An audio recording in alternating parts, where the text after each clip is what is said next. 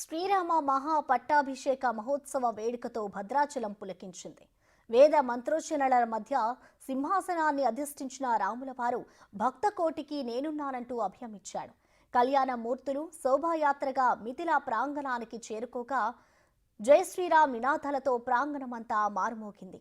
గోదావరి నుంచి తీసుకొచ్చిన పుణ్య జలాలను వైదిక పెద్దలు భక్తులపై చల్లి ఆశీస్సులు అందించారు.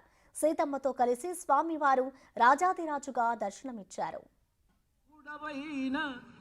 మీ పవిత్రారుపదాబ్జము వికసితోత్పల చంపక వృత్తమాధురీ పూరిత వాక్ప్రసూనముల మహాపట్టాభిషేక మహోత్సవానికి హాజరైన రాష్ట్ర గవర్నర్ రాధాకృష్ణన్ దక్షిణ అయోధ్య భద్రాచలం సీతారామచంద్ర స్వామి వారిని దర్శించుకోవడం సంతోషంగా ఉందన్నారు.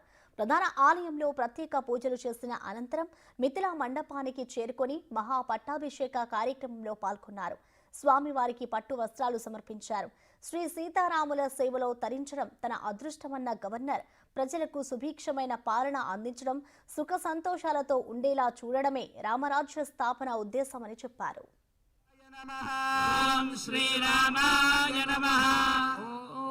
రాజాధిరాజ రాజేంద్ర రమణీయ గుణాకరాయ నమః.